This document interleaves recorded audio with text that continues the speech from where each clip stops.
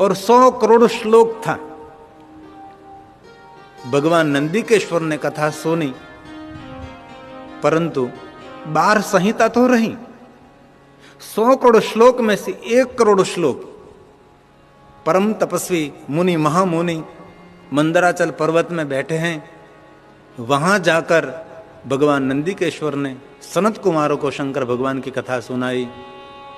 सनत कुमारों ने नंदिकेश्वर के मुख से शंकर भगवान की कथा सुनी और कथा सुनकर 1 करोड़ श्लोक सुना।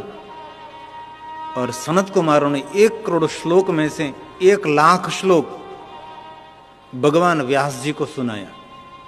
हिमालय पहाड़ पर, हिमालय पहाड़ों की कंदरा में, मां सरस्वती के तट पर, गुफा में ध्यानस्थ मुनि महामुनि भगवान व्यास जी को सनत कुमार शंकर भगवान की कथा सुना रहे हैं। 1 लाख श्लोक सुने और भगवान वेद व्यास जी ने 1 लाख श्लोक में से 24,000 श्लोक अपने सद शिष्य सुत पुराणे को शंकर भगवान की कथा सुनाई। 100 करोड़ में से 1 करोड़, 1 करोड़ में से 1 लाख, 1 लाख में से 24,000 श्लोक और 12 संहिता नहीं रही, पर 7 संहिता और 24,000 श्लोक के साथ भगवान व्यास जी ने अपने सद शिष्य महादेव जी के परम भक्त सुत पुराणे को शंकर भगवान की कथा कही। और सुत पुराणे ने शंकर भगवान की कथा सुनकर प्रयाग तीर्थ में पहुंचे, जहां बड़ा उत्सव चल रहा था। बहुत सारे ज्ञानी, वैरागी, तपस्वी, भगवान के परम भक्त महात्मा वहां सब मिले थे। जहां गंगा यमुना सरस्वती का सुंदर संगम था, जिनको हम प्रयाग कहते हैं, वहां सुत पुराणे जी पहुंचे और सभी महात्मा सुत पुराणे को देखकर अपने स्थान से खड़े हो गए, क्योंकि सब जानते हैं भगवान महर्षि वेदव्यास के सद शिष्य हैं और शब्दों के पुजारी हैं और सभी कथा कहने में कुशल वक्ता हैं। वक्ता के जो लक्षण हैं, सभी लक्षण सुत पुराणे में हैं। ये सभी महात्मा सुत जी से परिचित थे और सभी महात्मा ने खड़े होकर बहुत बड़ा आदर किया और सुंदर एक आसन दिया सुत पुराणे को।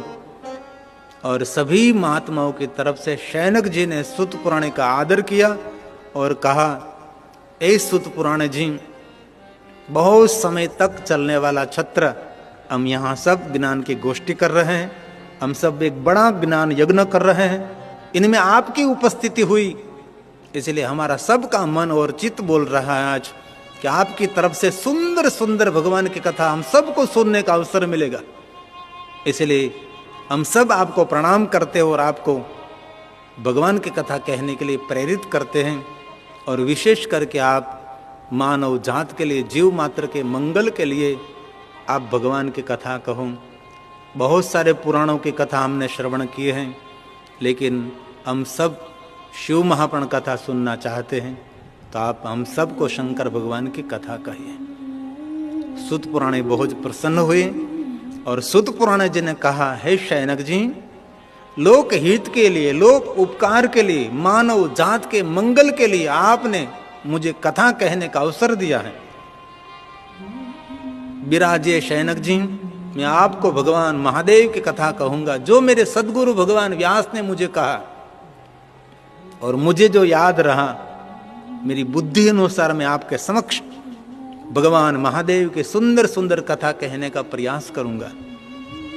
अब कथा प्रारंभ हो रही है, कथा का धीरे धीरे द्वार खुल रहा है। ये पहला दिन है और सुत पुराण जी शिव महापुराण कथा कहने के लिए बैठ गए प्रयाग तीर्थ में।